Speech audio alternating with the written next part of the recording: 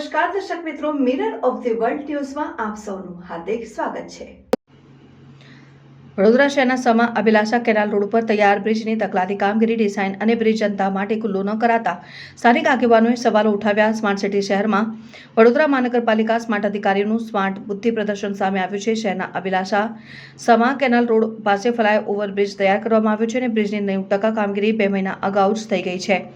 10% જેટલી કામગીરી હજી બાકી છે, પરંતુ અધૂરી કામગીરી મૂકીને કોન્ટ્રાક્ટર જતો રહ્યો હોવાના આક્ષેપો સ્થાનિક સામાજિક આગેવાન જીતેન્દ્ર સોલંકી તથા સ્થાનિકોએ કર્યા છે। સૌપ્રથમ તો બ્રિજની તકલાદી કામગીરીના આક્ષેપો કરાયા છે, જે મુજબ બ્રિજમાં તિરાડો જોવા મળી રહી છે। બ્રિજનો એક છેડો જ્યાં નીકળી રહ્યો છે ત્યાં સોસાયટી બનેલી છે। બ્રિજના વળાંકને લઈને કોઈ સ્પષ્ટ ડિઝાઇન નથી કરવામાં આવી રહી અને બ્રિજ બનાવવાની અહીં જરૂર શી પડી અને આ કયા પ્રકારની ડિઝાઇન બ્રિજની તૈયારી કરવામાં આવી છે, એવા સવાલો સામાજિક આગેવાન જીતેન્દ્ર સોલંકીએ ઉઠાવ્યા હતા। સાથે તેમણે કોન્ટ્રાક્ટર વિરુદ્ધ કામગીરી અંગે વિજિલન્સ તપાસ હાથ ધરવાની માંગ કરી છે। આ બ્રિજ જ્યારે 2 મહિના અગાઉ જ 90% કામગીરી સાથે તૈયાર છે, ત્યારે કોન્ટ્રાક્ટર ક્યાં ગાયબ થઈ ગયો છે, બ્રિજને શરૂ કેમ નથી કરવામાં આવી રહ્યું, તેવા સવાલો ઉઠાવ્યા હતા। સાથે જ સ્થાનિક નગરસેવકો અને કેટલાક પાલિકાના અધિકારીઓ શા માટે બ્રિજની કામગીરી અંગે ધ્યાન નથી આપી રહ્યા, શું આમાં ભ્રષ્ટાચાર થયો છે કે તે સંપૂર્ણ બાબતે તપાસ કરવાની માંગ કરી છે। સાથે જો આગામી 10 દિવસમાં આ બ્રિજને ખુલ્લો મૂકવામાં નહીં આવે તો સ્થાનિકોને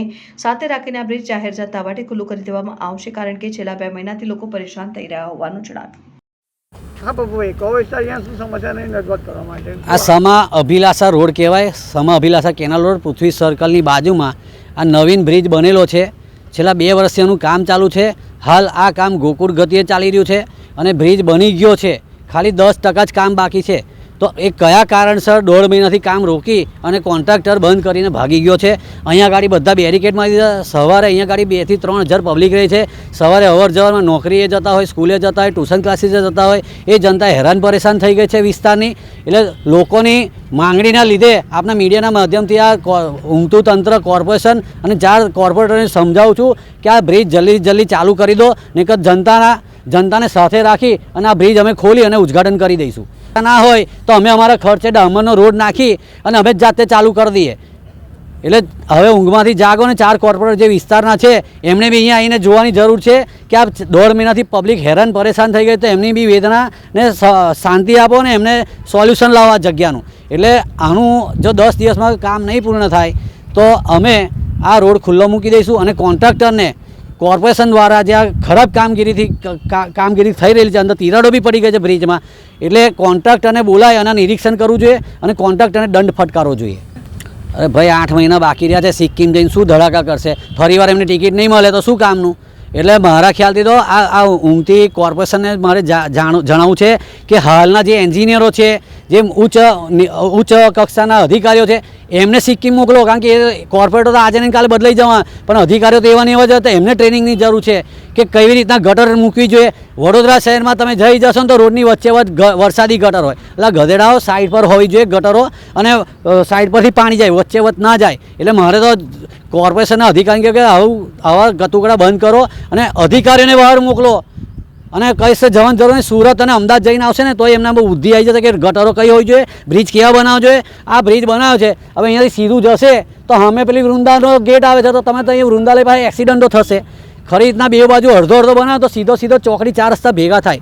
ટીપી પ્રમાણે જે 4 રસ્તા ભેગા, આ એકદમ બોગસ બ્રિજ છે, ડિઝાઇન બી ખોટી કરી છે।